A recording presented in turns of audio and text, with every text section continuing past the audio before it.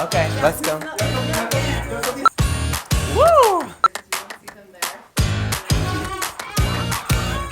How much memory do you guys have on the camera? Because this might take a while. Hi everybody, my name is Kyle Cragle and I'm an artist at Cirque du Soleil. We have developed this super fun series of tutorials so that you guys can follow me while I recreate some of my favorite looks from Cirque du Soleil. We're gonna show you which tools we use, what techniques we use, and we're even gonna be able to share some fun facts about each show and each look. Now you may be asking yourselves, why are we doing this series? Well, of course I'm super passionate about my role as an artist here at Cirque du Soleil. But I am also a super duper passionate makeup enthusiast. And by makeup enthusiast, I mean that I'm like literally makeup obsessed. And we thought that this would be a great way to share my passion for makeup with you. Now, if you guys are keen, I'm gonna invite you to take a walk down memory lane with me and let you know how it all got started. When I was younger, I was a competitive gymnast, and I discovered Cirque du Soleil when I saw a show with my family. It was literally instant love. Love at first sight, I've maybe never experienced with a person, but I have definitely experienced it with this company. I literally walked out of the theater and I told my parents that I wanted to work for Cirque du Soleil one day. I went down to the boutique, I bought a Diablo, I bought a DVD of the show, and I started teaching myself tricks in the living room of my uncle's timeshare near Walt Disney World. From there, I of course continued my competitive gymnastics career, but I really started to develop a crazy passion for circus. I quickly discovered that I had a major passion for being on stage, being a performer, connecting with people on stage as opposed to just saluting, running down the podium, and doing a trick to have some certain score or a gold medal. As I began to discover the scenic arts, I began to discover everything that collides with the acrobatic discipline and with the performance or presentation aspect of circus, of being on stage. A big part of being on stage as a circus performer, or really a lot of types of performance in general, is having a costume and a makeup that reflects the role that you're trying to convey. As I became more passionate about wanting to end up being a performer on stage, I became more passionate about all of the aspects that come together to create one performance, makeup being included. I was looking for anything that I could find to tell me more about the lifestyle, about the costumes, about the onstage and backstage experience, and even more specifically about the makeup. The more obsessed I became with Cirque du Soleil makeup, the more I started to discover other types of makeup. It started with me looking for videos of my favorite artists recreating my favorite makeups. I just wanted to know how long it would take, if they liked applying the makeup, what kind of colors they were using, like any of those sorts of details. It was really like a personal connection that I had to these artists, even though it was really just through a screen and they were just telling me a little bit about what their everyday life was. I was so captivated by that every day that I wanted to know anything that I could find. And then going from those artists, I started to find other pages of drag queens or special effects makeup artists or regular makeup artists, and I started to discover a lot more of what you could do to transform, to live a fantasy through makeup. I started watching more special effects stuff. It turned into me watching Halloween tutorials, watching drag transformations, and just learning more about the brands that are great that you can find in a drugstore, which brands not to buy, what kind of brushes used to apply this product, or anything, which products do what. A cream foundation is better for this versus a liquid foundation, or if I don't need to wear this, then I can wear a powder foundation. And I started to fall in love with makeup without actually even realizing it, because at the time I was still focusing on becoming an acrobat. I was focused on attaining that level of acrobatic technique just to be able to send in my video to Cirque, and at the time I was dreaming of being hired as one of the minors. You see like a 15 or 16-year-old in a show, and I was that age when I started to fall in love with this stuff, and I was just trying to get there as soon as possible, any means that I could.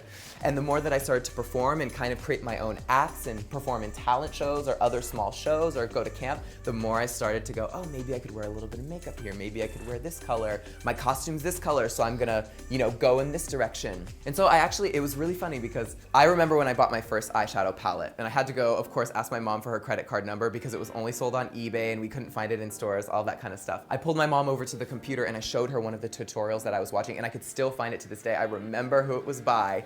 And I said, Mom, she's using this eyeshadow palette and she can create all these fun colors and fun looks. And my mom was even surprised by it. She was like, that's all eyeshadow? Like, that's all that it takes to be able to make this kind of look? And I convinced her to let me buy my first palette.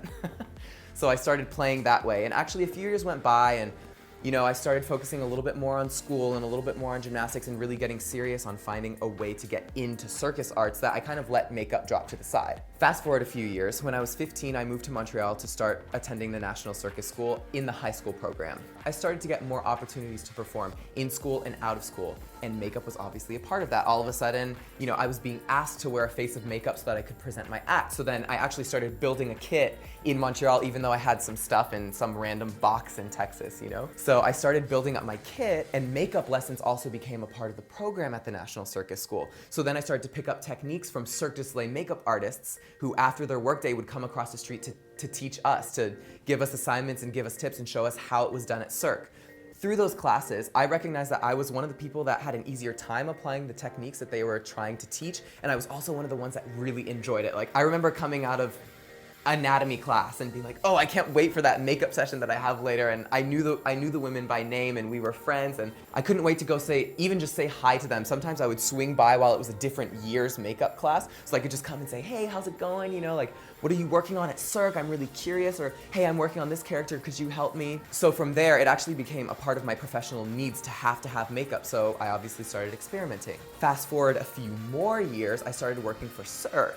As male glam started to really pop up on the internet and get more popular, I started to realize how much I was wanting to wear makeup outside of the show, outside of a professional context to, add to my appearance, or really I see makeup as an accessory. So I just realized that I wanted to wear makeup into work. Like, I wanted to wear that color of lipstick because I was feeling this way that day, or I wanted to wear that pop of color because I was feeling colorful that day, which honestly isn't really a rare occasion. I'm literally always feeling colorful, but you guys get what I'm saying. Like, I started leaning towards wearing makeup every day. And I remember the city that I was in. I was in Kansas City, and I told my girlfriends, I was like, hey, do you guys wanna come to MAC? I wanted to buy an eyeshadow palette that was geared towards like everyday male glam. And before you knew it, 6 months later, I had a whole carry-on suitcase that was dedicated to my makeup kit. Like, I just went wild. Like, my obsession went even further. I started following more people on YouTube. I was buying lipsticks, I was buying foundations, I was buying eyeliner, I was buying everything, and like literally, I wish I could have the suitcase here to show you guys. Actually, I wouldn't be able to pick it up because it's so heavy. I started to go crazy. What do you do when you have a lot of products? You start to do a lot of experimenting. The more that I experimented, the more the ball started rolling forward, and I just realized that it was something that I could do before and after the show. As an artist, we do upwards of 300 shows a year. That's a lot, you guys. Like, I'm on a transfer bus or a transfer plane every Sunday or Monday to move to a different city to perform 8 shows to do it all over again. And as fun and as amazing the experience is, it doesn't always keep you stimulated in the way that you would want as an artist. So I just started to go crazy. Like, I was playing with techniques, I was playing with new products. I was sending pictures back to my makeup artist friends at Cirque, like, hey, what do you think of this? Hey, what do you think of that? Hey, this tour break I'm gonna be in Montreal. Would you like to film something together? Could I maybe come in and recreate this character's makeup because I don't have the products for it? The more I got better, the more I started to post it on my social media, the more I started to wear makeup into work or when we'd have a big party, and the more people started to comment, hey, you really have a talent for this. You really have a knack for this. I wish I could do my eyeshadow like that. Where'd you get that lipstick color?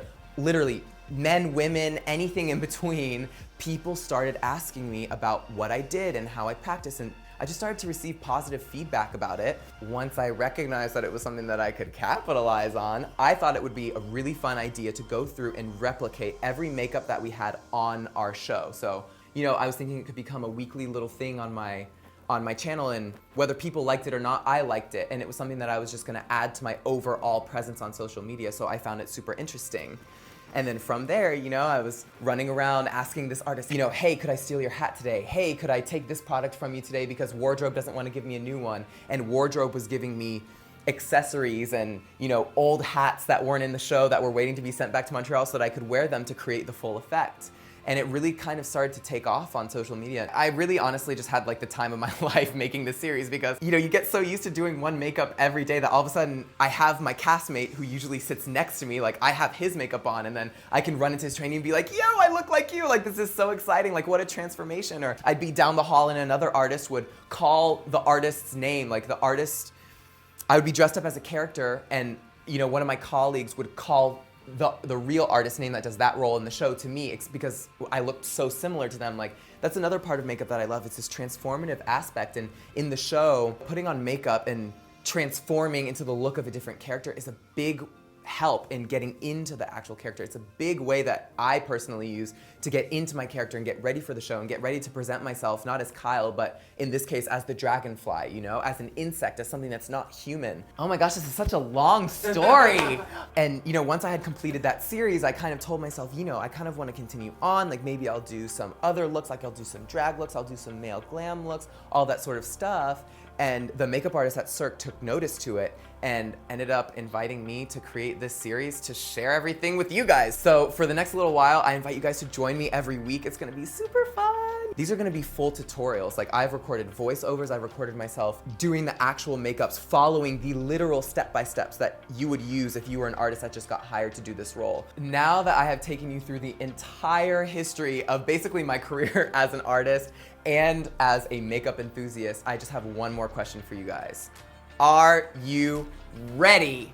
Ready or not, here we come, gear up, because we are gonna do an episode every week and I'm super excited to share all of this with you guys. I invite you to spread the word. Any means that you want, word of mouth, social media, you name it, up to you, your personal decision. You guys know how it works. Get ready for it, I'm so excited. Color Me Cirque, Kyle Cragle, Cirque du Soleil makeup, tutorials, full tutorials. Subscribe, please. We want you to come back. Color Me Cirque, Color Me Cirque, Color Me Cirque. We got it. We're gonna do it one more time.